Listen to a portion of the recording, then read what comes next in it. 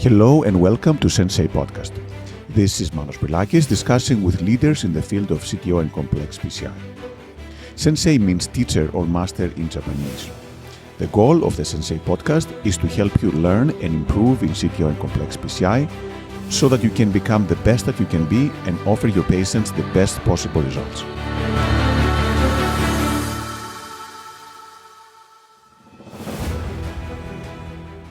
Hello everyone, and welcome to Sensei Podcast. It is my great pleasure to introduce our guest today, Dr. Bilal Iqbal from the Royal Jubilee Hospital in Victoria, British Columbia, where he's also professor of medicine.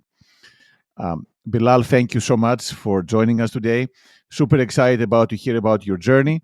I know that you've been to many places and you've done many different things very successfully, and I'm super excited to learn and help our listeners learn from this as well. Thank you, Manos, for this kind invitation to contribute to the CTO Sensei podcast.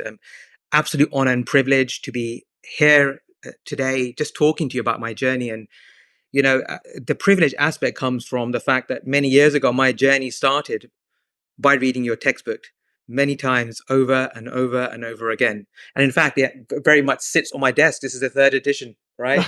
And Amazing.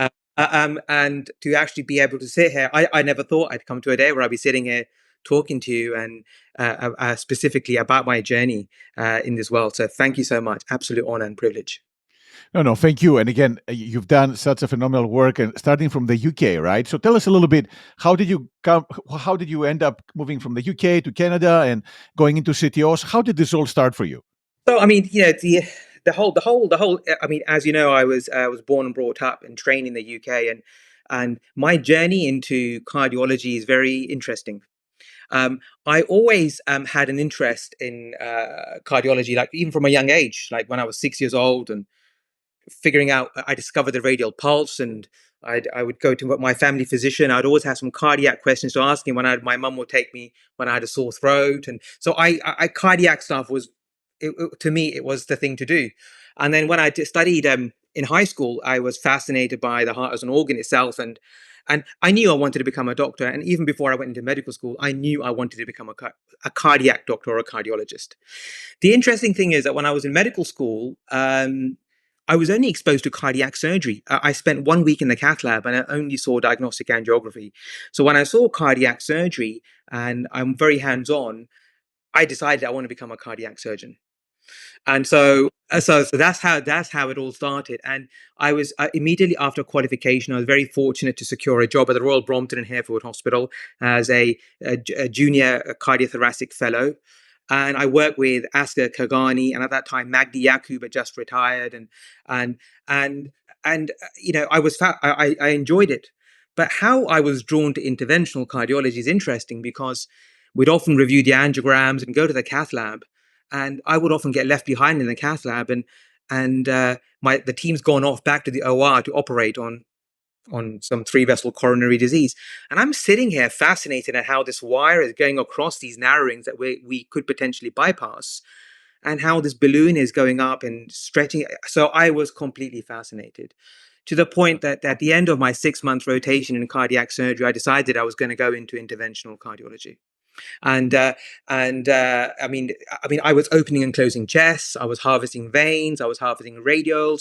I was putting people on cardiopulmonary bypass. So I was there. I was learning all the things I needed to do, and I was making good progress. But I felt interventional cardiology was for me. And then my next job was one that was quite pivotal. Because then I landed my first internal medicine job at the Royal Brompton Hospital, and I worked under Carlo Di Mario. He had just moved from Italy to the UK, the Royal Brompton Hospital, and I had no knowledge of interventional cardiology. I was just a junior doctor who saw the patients, admitted them, got the IV in, got the bloods, got everything ready for Carlo and his team to consent and get on and do these procedures. But what I learned there was that although I wanted to become an interventional cardiologist, I was seeing all the referrals from the feeding hospitals, single vessel coronary disease, complex disease, chronic occlusions, failed attempts, and coming in for a dedicated procedure. And I realized, actually, I know I want to become an interventional cardiologist. But even within this group, there's a spectrum. There's people who do the more complex stuff, people who do the more dedicated CTO stuff. It was very early days. And I realized, you know what, this is what I want to do. And the interesting thing was that at that time, Omer got taken. So he was the fellow that was with Carlo Di Mario, and I only learned this later when you go into meetings and you meet people. And I was here. I learned this when I was in Istanbul recently, and I was talking to Omer about his journey, and he mentioned, yeah, I was a fellow at the time, so I didn't realize that actually it's a close, small world, and I was at, I was actually preparing the patients for them to get on and to get on and do the CTOs. So then when I went into interventional cardiology, from there on, I did a 2-year fellowship in the Harefield Hospital, UK. And then I was appointed as the interventional fellow. It was a Prestigious Fellowship, which is run from British Cardiovascular Intervention Society and Boston Scientific. They send one fellow to Vancouver Island for a kind of a CHIP complex PCI fellowship. And so that's how I came into Canada. I really loved it here. It's a beautiful part of the world, lots of volume, lots of complex disease. I was exposed to a lot of complex PCI, left mainstem rotor ablation, laser atherectomy. So, but the CTO aspect, it was only antegrade wire escalation because it was still kind of early days. People were still learning the techniques. So it wasn't a dedicated CTO fellowship. And then I went back to England to work for 1 year at the Royal Brompton and Harefield Hospital as an attending interventional cardiologist.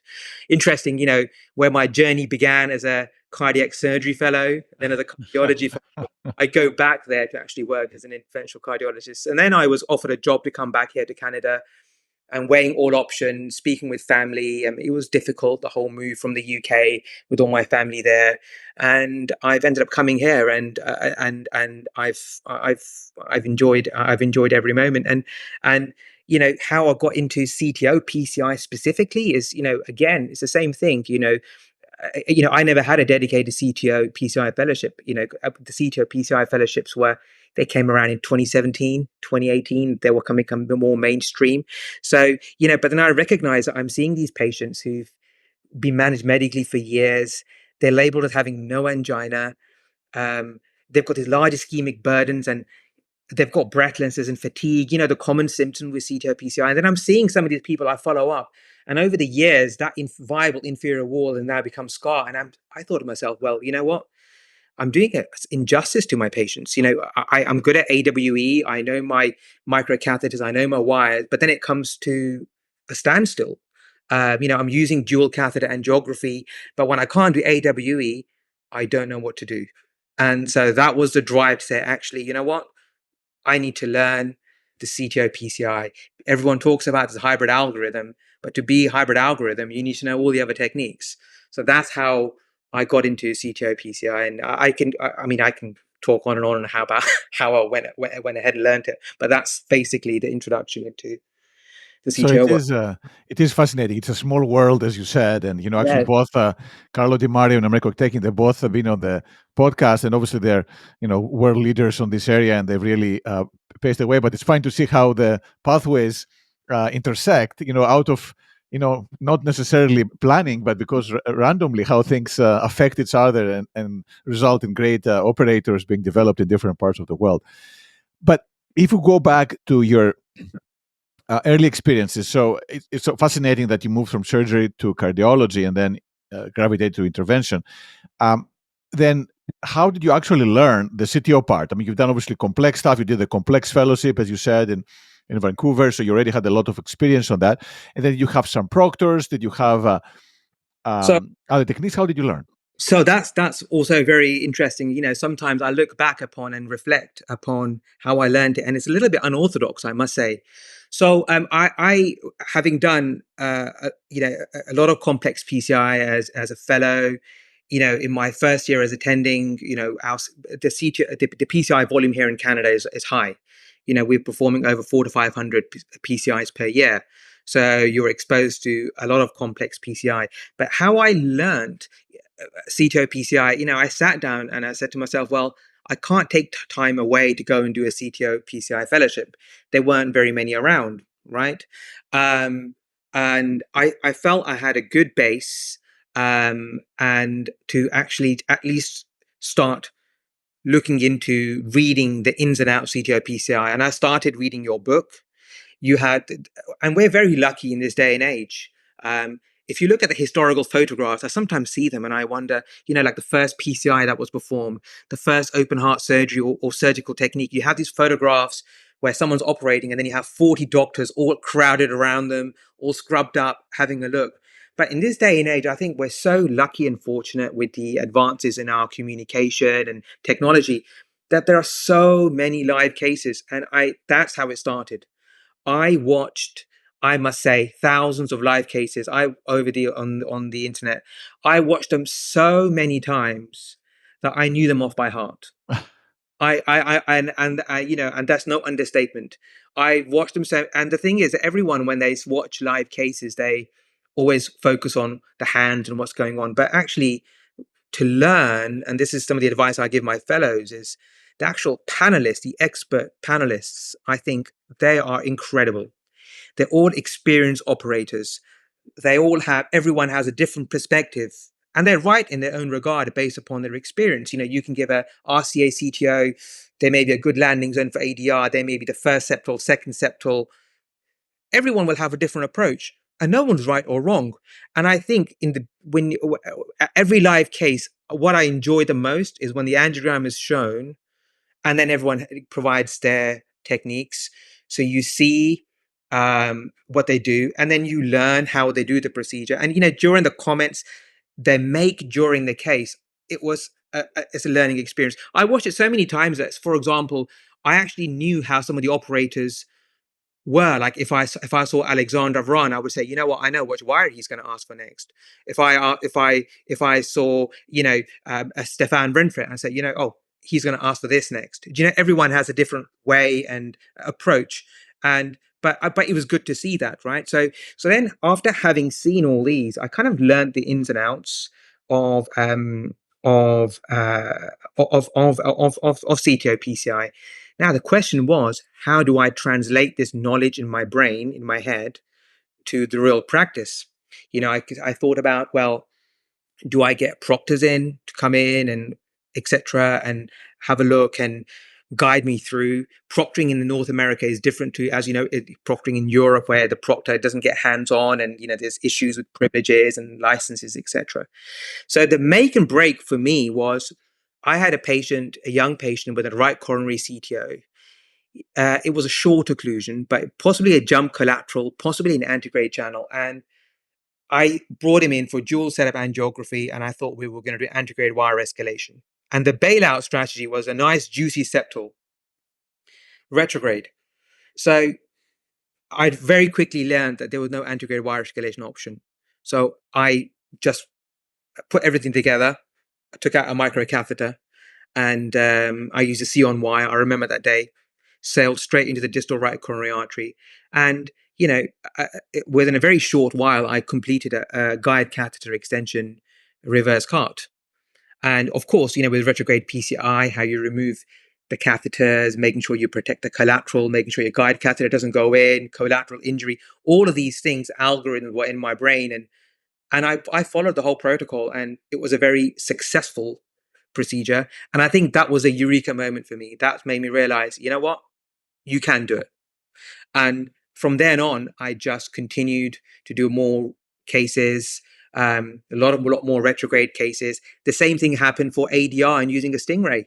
I'd seen Khaldoun Al Aswad going through the steps on how to prepare a Stingray balloon. I'd seen Bill Lombardi. Everyone has their own different ways of doing things. So I knew the nuances. I knew about, having seen it and drummed into my head, protecting the hematoma with your guide extension, etc., etc., etc.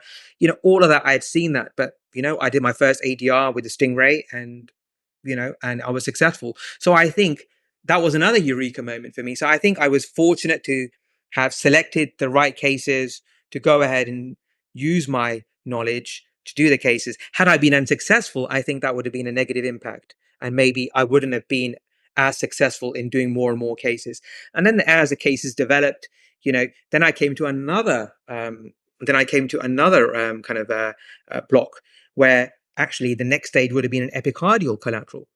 So then again, watching a lot of epicardial operators, watching, Kambi Mashieki and, working through epicardial and stuff. And I've started my way through epicardial, and I'm doing a fair few now, and I'm comfortable with doing that. And the program has developed. I'm a single operator, so I have a fellow with me or a nurse, and I'm doing about just over 100 CTO PCIs per year, and as I say, the learning never stops. And the key thing to, I think, we forget is that once you've learned your techniques and you've got some experience, you think, oh, you're there now, you just need to do more volume. But actually, I think now it's learning about sharing cases, seeing each other's cases. It's so important. I spent some time in Bill Lombardi's lab, seeing the ins and outs of how complex cases are done. Very rewarding experience. In Bill Lombardi's lab, and actually just talking to Bill, it's absolutely fantastic. And not only are you learning the various complex PCI techniques, but actually the psychology behind the CTO PCI, I think that's overlooked, and I think it's very important. The other thing also is, I think, everyone develops their own techniques, and has their algorithms, and everyone develops their algorithms within their algorithms, like, which step are you going to take, which wire you're going to use, what kind of bend you're going to put on it. Everyone has a different approach, and I think if you can work with different operators, I think that is also very key. So at this moment in time, so myself and Sanjog Kaura, from Toronto, we're both acquiring licenses in each of our provinces, sorry. And so the plan is for us to visit each other's cath labs and do cases together. And I think that's going to be a very learning and a fruitful exercise. So how and we continue to learn. So we have Canadian online CTO rounds. We have. I think you've presented. You've given a talk on that as well, right? So there, I think it's a wonderful forum for lectures and sharing cases across Canada. And the problem with Canada is so big. So there's a geographical issue. So there's like a 3-4 hour time difference from one end of Canada to another. So what I realized there was actually all the people in the West Canada, they can't attend that meeting all the time. So I've actually set up the Western Canada CTO chip round, which was very successful actually. And we ran that in January, and we had over 50 attendees. And it was great to actually create awareness and create a CTO community. You learn, share cases. So, so that's my journey. Very unorthodox, but with kind of dedication, patience, knowing your limitations, you learn, you grow your experience, and the learning never stops. So we keep going. Perfect. So getting the best from every the places, the people you visited, the Yes. case you saw, the things you read. So it's beautiful to get this happen. Now, did you get stressed out, or do you get stressed out when you do those cases, especially early on when you have less experience? Yes, of course. I think CTO PCI, even no matter how experienced you are, there's always some element of anxiety, because you've got a patient usually with stable coronary disease. You want to help them. Sure, they have symptoms, and if you don't treat them, they'll still be alive. They'll have symptoms. So the most important thing at the back of your mind is you don't want to do any harm. And I think the anxiety always stresses from fear of complications, and sometimes fear of failure, how you're going to be perceived by your colleagues in the program. So these are real drivers for anxiety. But I think anxiety leads to stress. I think it's good for you. I think it keeps you on your toes. It's that fight or flight response you have. It keeps you kind of tuned in and focused. But then again, too much anxiety is bad for you. I think too much anxiety it will make you underperform. So yes, so I'm human. Yep, I will be anxious and I will be stressed. And if I didn't, then that's wrong. No, and I completely agree with you. It's always something different will happen, and you have to find different ways to solve the problems. How do you deal when things don't go as well as they planned? Complications, cases don't work. Do those affect you? Are you able to get through those and learn? How do you approach these complications Yeah. and failures? So so obviously complications are inevitable. They will happen. They do happen. And every time there is a complication, it's all about reflection of the case. dealing with a complication, that's, I think, a separate question. But I think you're alluding to how you deal with them afterwards. I think it's about reviewing the complication with colleagues, um, um, and getting feedback in a positive way, um, sharing with colleagues around the globe.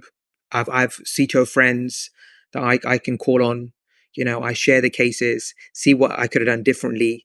See, sometimes there isn't anything you can do differently, right? And it's just the nature of the beast you're dealing with, right? Mhm. You have the complications, and I think if as long as you can reflect upon what you did, was there any scope for improvement, and use that so that you can be better next time, right? And also to recognize that actually complications will continue to happen. Recently, I will state this because it was my first CTO related death. Okay, so, and it was about after about 400 or so PCIs, but it was a to me it was a devastating complication, and everyone's had CTO related deaths, right? But to me, it was my first, and it made me think, and it makes you reflect, and you look back at the case, and I discuss with loads of friends, colleagues, Bill Lombardi as a mentor. You basically reflect on what you did, and you always think about, well, what if I did this? What if I did that? But that's just human nature, right? And as long as you look back and you did what you did was right, you did everything in the best of your capabilities, the procedure is indicated, the patient was fully consented and is aware. you know of course, it would be nice if bad complications didn't happen, but you just learn from that. It takes some time to recover from that, but ultimately you have to get back in the saddle and get on. And it's interesting when you have bad complications, then it's a very interesting feel when you do your next CTO. When you've had a very, very bad complication, and I've not asked this from my other CTO colleagues and friends, but when you do your when you have a bad complication, and then the next week you have some more CTOs lined up, your approach is a little bit it's not different. It's just you're human, right? And you still kind of remember the potential that can happen, or the potential for kind of complications which come with every case. But I guess you just have to just work through it, and then when you have a few more successful cases, and then you've seen how you've helped patients, and you dwell on the positives, you get back and start getting back into business. But it's interesting. I've never asked how other operators feel when they go back to doing CTOs when you've had a bad complication. But I think that's part of life.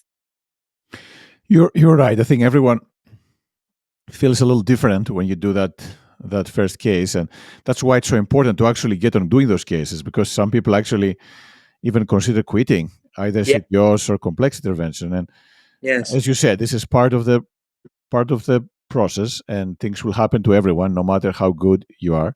Yes. And being able to get the most, understand what happened, that will help prevent it from happening similar things in the future. That's the most, I guess, you can get. And then yes, it takes time for everyone to recover and get over it. Yeah. But Bilal, on another note, I know that you've been extremely productive in terms of academics and publishing. And my understanding is you published books not only on intervention but also in cardiology in general. So tell us a little bit more about this. How did this start, and how were those books, and how has it affected the way you practice and the way you work?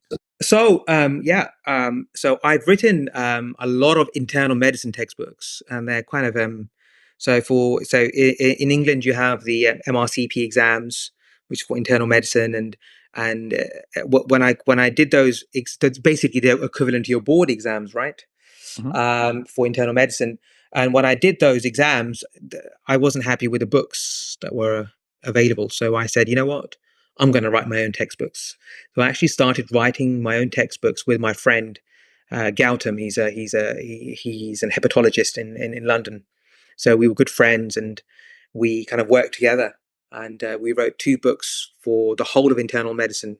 So every neurology, dermatology, cardiology, you name it. So it was a lot of reading, um, a lot of uh, a lot of hard work. But we put together 2 textbooks, and I think they've been very, very successful in kind of shaping the internal medicine candidates and prospective cardiologists actually in the UK.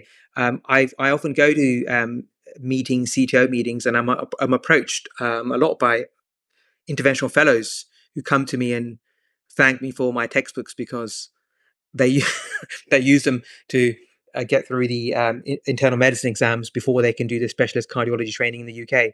So no, it was fantastic, and at this very moment in time, so I've put these books out. So these were the 2 books that I had written for the internal medicine exams, and then I've just written 2 more for the written exam for the MRCP exam. So I've just done those. At this very Nice. moment, at, Congratulations. at this very moment in time, I'm revising the second edition for the first books that we published in 2010.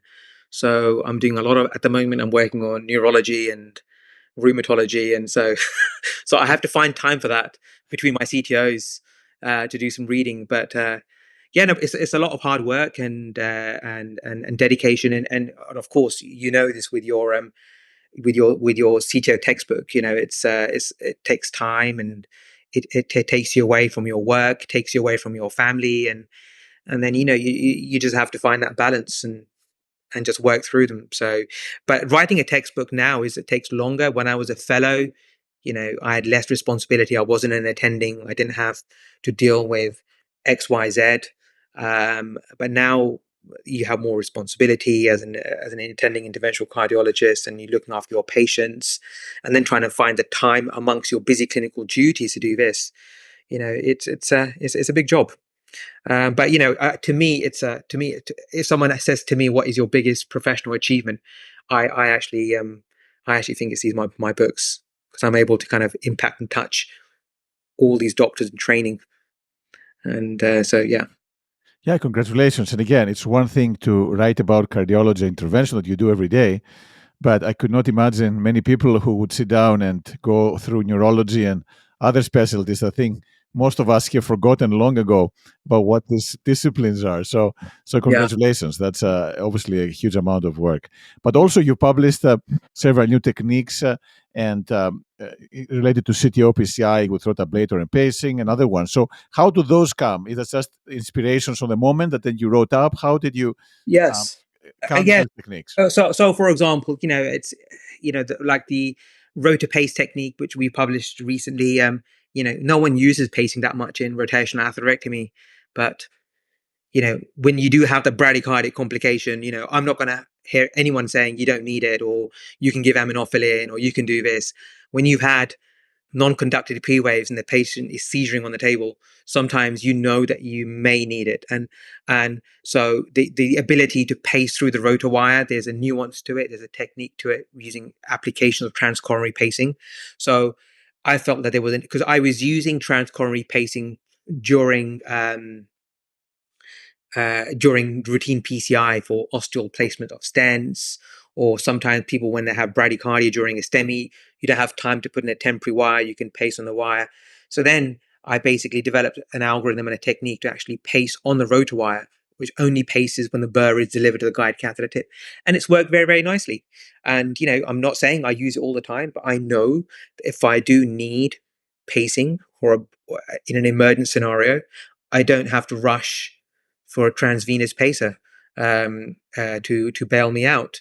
Um, I've actually been applying a lot of the transcoronary pacing. I'm trying to develop some algorithms for it, so it's very early days, but to help me wire epicardial collaterals.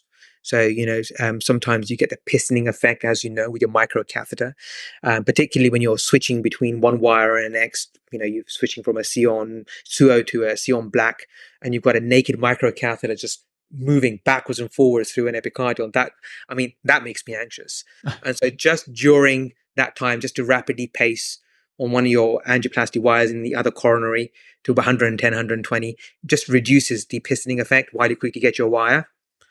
And then, so absolutely. And, I've currently, as you know, I'm currently working on some kind of microcatheter anchor techniques and working on some novel ways to actually create stent plugs in grafts after you do the native CTO intervention. So I think I've always got the uh, that mindset actually for innovation, and when there's an opportunity or where there's a need for it, yeah, I'll do what I can. So tell us a little bit. So actually, I was fascinated. I read your paper actually about the pacing through the roto wire, and if I understand this correctly, it only paces when you have the roto because otherwise there is no coating, right? So you lose the electricity, right?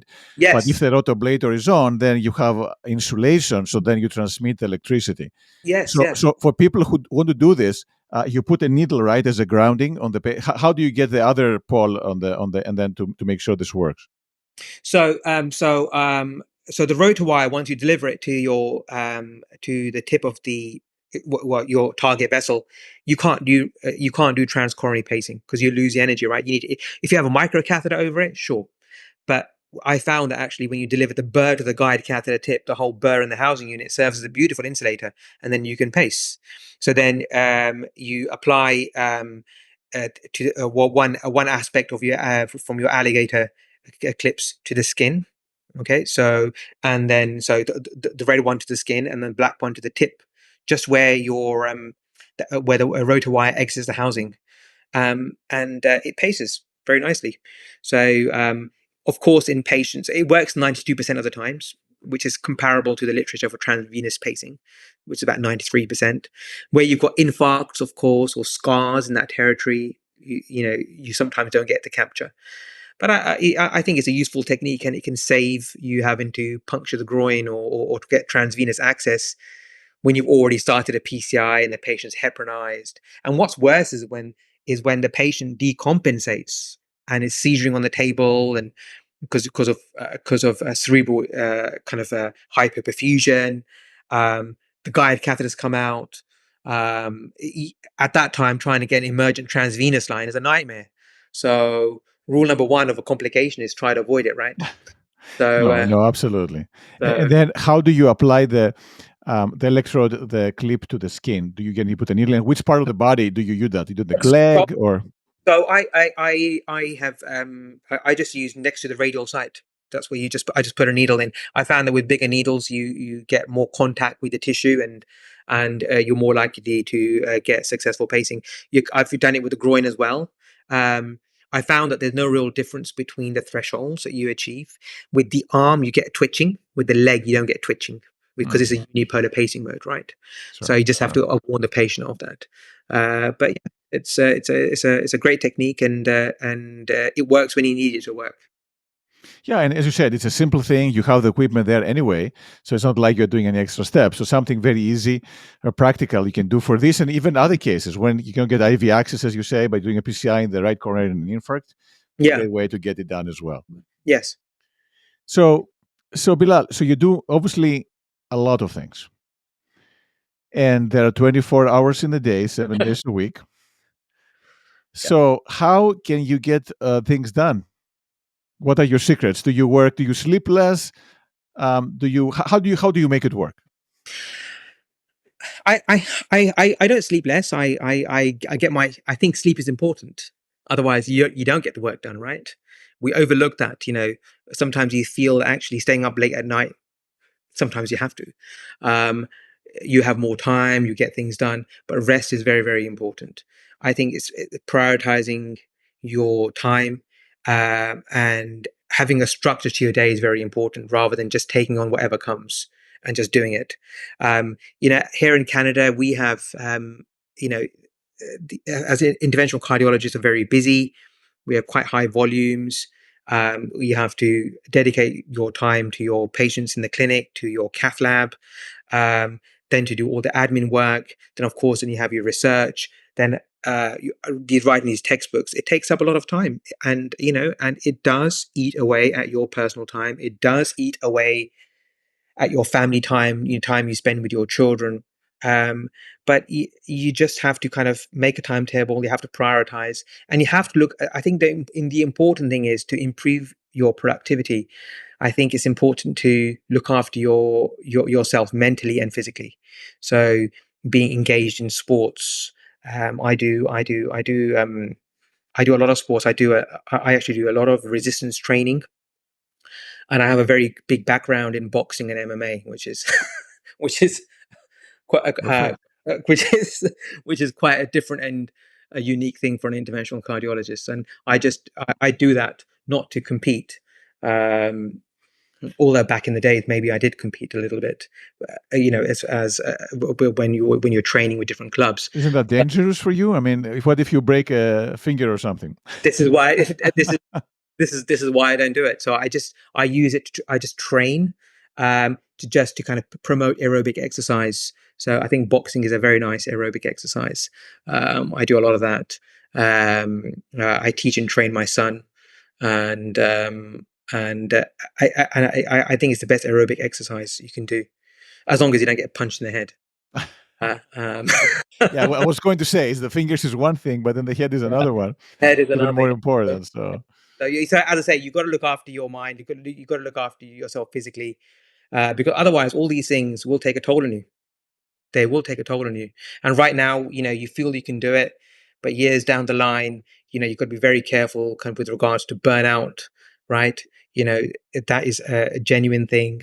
So you gotta have your planned vacations, have your family time, if you don't do that, it's going to be counterproductive in the long term. Those are my views, and that's why I think. so how many hours do you sleep every night? About 6 to 8 hours, I would think. Okay, If if, okay, if I'm not on call and I haven't been called back to do a sure. primary guy. And then, so apart from the weights and the MMA, do you do anything else like meditation, relaxing? I guess there's not much time, but do you do other things to keep you in the zone and keep your mind clear and be able to focus in the different things? No, other than exercising, training, spending time with the family, you know, I don't think there's much time left to do anything else. To be honest with you, Sure. I mean, Well, when it comes to training, I train 3 to 4 times per week. So each session is about an hour and a half, 2 hours. So that's a lot of time itself. yeah, So and the other thing also is when you train, you have to you have to do it in your own time. So, you know, a few years ago, I finished an on call and I went to the gym. And even with a light weight, I sustained an injury, right? mhm, Because I was tired. I'd been up the whole night before. I'd been in the cath lab doing long cases. So I felt on the way home I can go to the gym, but that was not the right thing to do, right? So you have to exercise and train when you feel full of energy. So you have to train in your own time. And our times as interventional cardiologists, they can be very, very strange. They can be very early in the morning, or when you come home and you're rested. And sometimes going to the gym becomes impractical. So in that situation, I built myself my own gym actually. So in my house, so it keeps me exercising and training. It was very useful because I still remember when I was building this gym, um, everyone thought I was crazy. Um, why are you getting this? Why are you doing this? And then COVID came upon us, and then there were no gyms, and then all of a sudden I was a hero. Uh, so, oh, you did a ahead of great your job. time. This is fantastic. Oh, fantastic. Yeah. So as I say, I think sound body, sound mind. You got to when you do train, um, train in your own time when you feel it's right, not because it's a burden and you have to. Absolutely. Yeah. When do you get your work done? Do you get it done in the morning before you go to work? You do it done after? Are you a morning person? How do you get these things done? Like the books, are this happening specific times in the day or whenever you find the time to do it? The book writing, that's an excellent question, Manos, and I'd be interested to know how you fit how you fit that into your busy schedule as well. For me, the book writing, the secret is in the morning. It has to be in the morning. If I'm not on call on or you go to sleep early, wake up early, And when you do 1 to 2 hours in the morning with a fresh head, on the days I don't train or exercise in the gym, it's so much more productive than coming home, having something to eat, sit down in front of the computer, then open a neurology textbook and trying to get the differential diagnosis for a tremor. No, it has to be done first thing in the morning. Yeah, no, I'm with you. I think I'm also, it's the best time. Your mind is better, things are much faster, and makes much more sense. I completely agree with you. Yeah. After having done a few CTOs, that's not the best time to Oh, not do at any all. high level work. So, Yeah. Yeah. Bilal, what are your favorite books apart from the ones you wrote? And do you have any favorite movies? So I'll answer the favorite movie first. My favorite movie is The Matrix. I mean, it's a very old film, and I can watch it again and again, and the more I watch it, I'm still fascinated by the whole concept of it. Um, and with regards to a book, I'm not a very book person, to be honest with you. I uh, most of my textbooks and readings I do are just internal medicine because of just writing these books. But I must say, after having spoken to Bill Lombardi, and he gave me a reading list of things to read. So there's a book called Black Box Thinking, which I've got. It's a fascinating book about learning from your mistakes and stuff. So kind of I've started reading that. But other than that, I'm not a book person, to be honest with you. Well, again, I would not expect, as you said, there's 24 hours in the day, and there's so much that you can do during this time. Yeah. So, Bilal, you've done many, many things clinically and academically. What are the things that you are most proud of? So as I say, the thing that I'm the most proud of professionally and personally, are my textbooks. And to me, that to me, I think that's my kind of biggest kind of professional achievement. I think that's and at this very moment in time, I'm still working on some more books. Um, and I just love to write and to teach, and I just love it when you get the feedback from for when you're least expecting it, right? So when junior doctors come to you and they say, "Are you Dr. Iqbal? Oh, your book was fascinating," and I'm sure you get that every time about your CTO books, and it's such a great feeling, to be able to help and touch the lives of others, and yeah, so. No, absolutely. And again, it's a colossal amount of work, and I can imagine again for you, especially with all the diverse topics, it's incredible. No, thank you. Um, how do you keep focused when you work on the books or otherwise? Is that natural to you to just focus and get it done, or are there some specific tips or tricks you use to keep your mind on what you are working on at any given time? So, no, yeah, yeah. So staying focused. Um, I think some people can be more focused than others. I think for me, it's you can. If I wanted to do something, you know, you can put me in a room with loud music and in a party if you had to, but I could focus and I can do what I wanted to do. I think the key to being focused is um, doing stuff when you're more likely to focus, like first thing in the morning, right? Not when you're fatigued and tired. You're not going to focus. So, and then actually trying to do work when you're fatigued and tired is counterproductive. Not only have you wasted time, right? You haven't, and you've actually spent more time and not achieved as much. So when you're tired, when you're fatigued, and you're mentally not there, don't do things that require the focus and attention. So to answer your question, working first thing in the morning, working on days off if I have to do something, so you're focused. And the other thing is sound body, sound mind.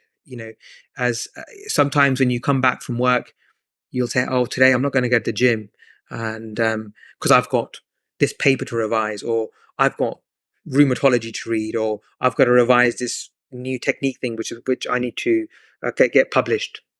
Right? But actually, by exercising and just going to the gym, and it actually freshens you up, and sometimes you can come back and you can focus. So it's just you're for finding the right time and keeping healthy both mentally and physically. Wonderful. Mm. What going on the forward? So once you finish the book and going forward, what are the things that you look forward down the line? I so to me, it's my next venture is obviously to become um, better at what I do. My focus is that I'm in Western Canada, and if someone asks me what it is that you want to do, I want to be able to collaborate and work with like-minded individuals across the globe. Um, I've already started kind of uh, making friends, and I'm traveling and to different CTO meetings all over the globe. And travel, of course, from Western Canada is an absolute nightmare, but it's doable. And I, I'm hopefully going to be starting collaborating with them more, developing my skills, and my biggest thing I want to do is actually to create more CTO awareness, particularly here in Western Canada. I think within Canada we've got a great group of interventional cardiologists with a lot of talent, and I've talked to my colleagues across in Ontario about this, but we just need to create that environment.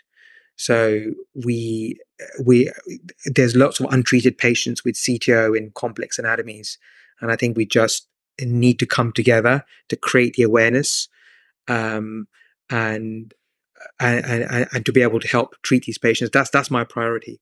How we do that, I would like to be able to organize dedicated CTO meetings here in Canada. We already have one Canadian CTO meeting, but as time evolves, we'll contribute to and develop new meetings, develop courses, and invite friends and colleagues from Europe, to come and have CTO workshops here.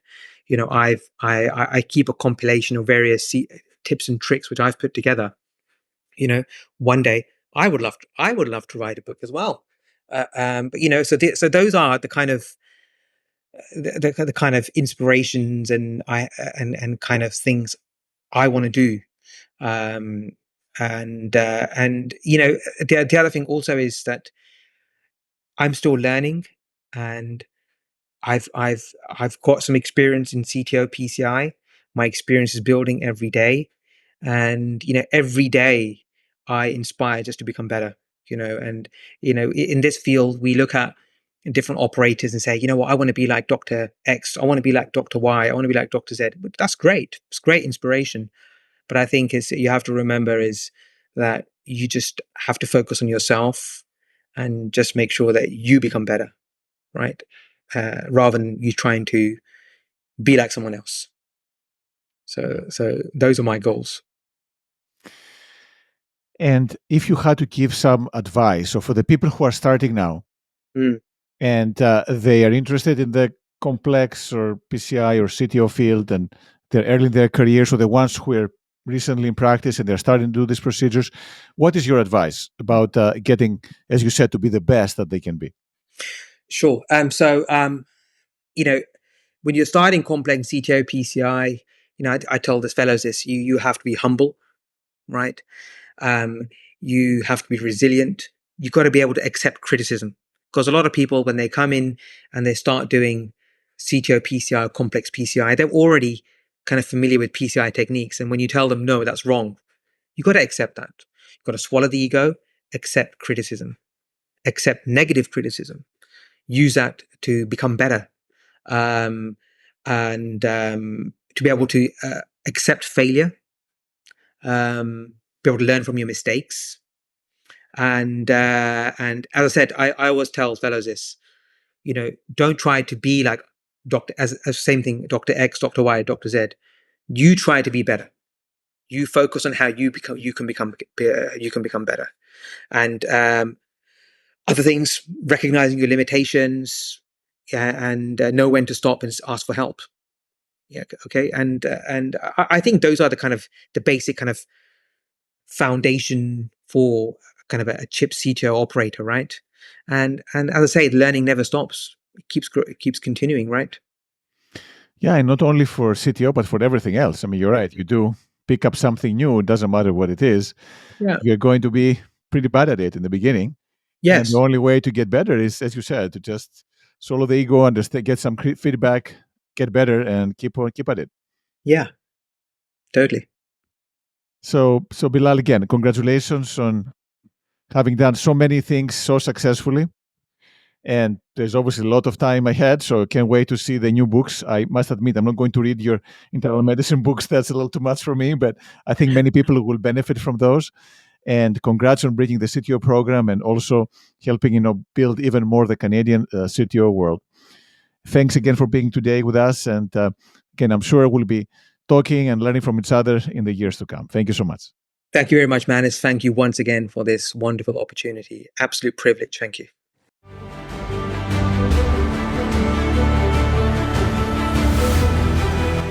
Thank you for listening to the Sensei podcast.